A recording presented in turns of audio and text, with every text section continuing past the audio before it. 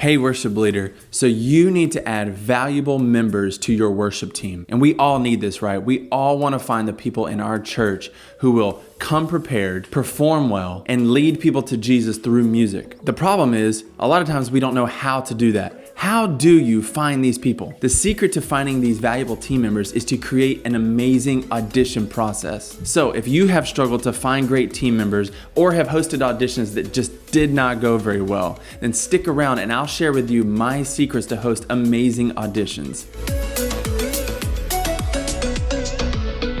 Hey, welcome back. If we've never met, my name is Jimmy Cooper and I created Hey Worship Leader to be a resource for worship leaders to create valuable content to help them through the different areas of worship leading. If you want to find out more of what we do at Hey Worship Leader, you can go to heyworshipleader.com and you can find out more information about our free workshops. And we also offer a new thing called mentor coaching. Mentor coaching is where I come alongside a worship leader for a season to help them through the specific areas of worship ministry. I offer accountability, motivation, prayer for them, and support for them and their ministry. If you're interested in that at all, please reach out to me. Go to the website, you can message me, email me. I would love to give you more information about that. But today's video is about creating an amazing audition process. Now, in my years of leading worship for the past 15 or so years, I've been through some really good auditions and some not so good auditions, and I've learned a few things. And I have to say, I've developed a process that works really well, and I want to share that with you. Now, I want you to stick around to the end of the video because I'm going to share with you a resource that will help you be able to do this in your ministry.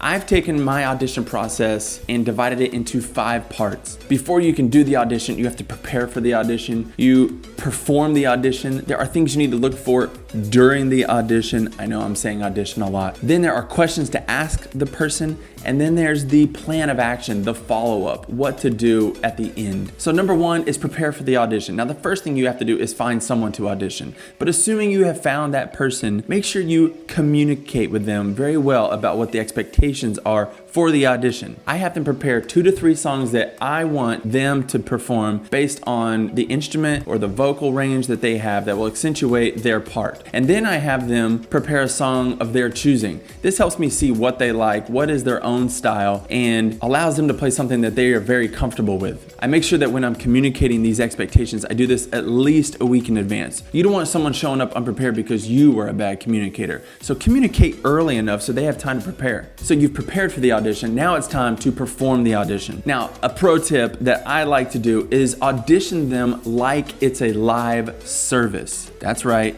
like it's a live service. Now this may seem weird to you, but the reason I do this is because remember, we are auditioning people because we want to find great team members. This is not a rehearsal. Don't be afraid to expect a lot of them from the very start. This sets the tone for what you will be expecting from them as they serve on your team. So if you're going to audition them like it's a live service, what does that look like in your context? In our context, we have in-ear monitors. We don't have stage monitors. That way we can run a click and you don't hear it in the house. So I want them to audition with the click in their ears so they can get used to it from day one. And then I have them perform the songs that I had them prepare. The other night we had auditions and I actually had a full band. I had a drummer, keyboard player, bass, electric, acoustic guitar, and a vocal ready to play with whoever was auditioning. That way when they showed up to play their instrument, I could just sub them out, but they could know what it was like to play with the full band just as if it was a live service. Plus this helps you hear how they play with other band members. If you're auditioning someone who plays bass, it's kind of hard to hear a bass by itself without the rest of the band. Now a lot of times if it's just a singer auditioning, I will just do an acoustic set, but we will still run our in-ears and it'll still be like it's a live service. Now, you've prepared for the audition, you're performing the audition. The third thing is, what do you look for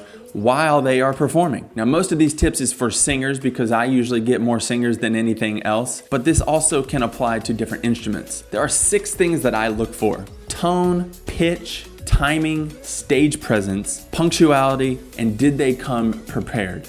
Now I made a video a while back kind of dissecting these. I'll link it right here in the card. But what I mean quickly is by tone is the quality of their voice. What does it sound like when they sing? Pitch, are they singing on the right key? Can they hit the note? May have a great voice, but if they can't hit the right note, it'll be distracting in worship. And then I look at their timing. Are they locked in well with the band? Can they sing or play to a click? Next, I look at stage presence. And I know it's an audition, and auditions can bring out the nerves in everybody. I remember one of my first auditions, I was literally shaking. But taking this into account, you still want to know if they're going to be able to lead people in worship or if they're too scared to even perform well. And the last thing is, are they prepared? Now, I don't provide lyrics or chord charts for a reason. Even though I will be providing lyrics and chord charts once they're on the team and when we're serving on a Sunday, I still want to know how they come prepared for the audition with limited resources. Now, the way I do it, the first part of the audition is over, the performance part. Then I have them come sit down next to me and whoever else I have on the team to talk to us. And I have some questions that I would like to ask them. The first question I ask them is, how did they come to know Jesus as their personal Savior? The reason I do this is because I want to hear them articulate the gospel. I want to know if they actually have a relationship with Christ. Now, I know there can be a debate about, can you have non-believers on a worship team? If you're going to be on stage leading people, pointing people to Christ, you have to know who Christ is. That's my opinion. The next thing I want to hear them articulate is why they want to join the worship team. The reason I ask this is because I'm looking for their motivation for being on stage. Are they someone who is just drawn to the spotlight? Do they want to just be on stage and be heard and be seen? Or do they truly have a heart to lead people to Jesus through their craft, through their skill? And as a worship leader, you're going to have to use your discernment and wisdom here, but it's very important to kind of get a feel of where the person is coming from. The next thing that is important for us is we'd like to know if they are a member and are they connected in a small group through the church. One of the biggest things for me is to have our worship leaders be very involved in church life. It helps them lead better when they know what the church is going through. I personally try to schedule people at least once a month, but hopefully no more than once a month, so they have somewhere else to serve and they can just attend as regular members. Again, I think this helps the worship leader be able to relate better to the people who are in the congregation when they're on stage, when they've actually rubbed shoulders with them throughout the week, whether it's through a small group or just attending a service and serving with them in other areas. And then at the end of the audition, I come up with the plan of action. What are the next steps? Now, one of the questions I get personally is, what do you do when someone is not good enough? How do you tell them without being rude? So what I do, whether they are good enough to make the team right now or they're not good enough, is I always give everyone a word of encouragement, something they did well, and I give them something to work on. Even if they are a great musician, I always try to find something that they can work on because we all need to improve somewhere. Now, if the person you're auditioning is not going to make the cut, I usually like to say that they are just not ready. I don't know about you, but as a worship leader, I have a heart to want to pour into other worship leaders. And so I give them things to work on. And if it's a vocal who is not singing well, I give them practical things that they can go work on and come back and audition later. You can do this with any position, and it makes them feel like you're on their team rather than they're not good enough. And if you know they're good enough to make the team, I usually give them something they can work on as well as a word of encouragement. You want to always be encouraging and give them something to work on so that we're all pursuing excellence in our craft. Then I go into specifics and expectations of what they can expect while they're on the team. This helps them make the decision if they even want to be on the team. They may be good enough, but if the expectations are too much for them, they may not want to be on the team. So I explain things like planning center to them. That's what we use to schedule people and give them resources. And the other big thing we talk about is call times. This is the when and where they need to be to show up for rehearsals, run-throughs, sound checks, all of that, and the actual services. Once they know all those details, I will go ahead and say whether I know you're not ready right now, but I would love to help you and give you the resources you need to work on these areas, and I want you to audition later. And if you know they're good enough and they're ready to join the team, I go ahead and tell them, hey, I'm ready for you to join us on the worship team. And if they're excited about that, then great, you have a new team member that is going to benefit and add value to your worship team. Now that's basically it. The audition is then over. But I do have a pro tip. Remember, auditions are very nerve-wracking. So take that into account. We are not American Idol or what's the other show? The one with the big red X's. Don't make it more professional than it needs to be. Make sure you go out of your way to make them feel comfortable because it's just such a nerve-wracking experience to get up there and be vulnerable and to perform in front of sometimes complete strangers. So make them feel comfortable. Don't be awkward. Don't make them feel weird about being there. But remember that you also want to do this while holding them to the standards that you want and expect from your worship team.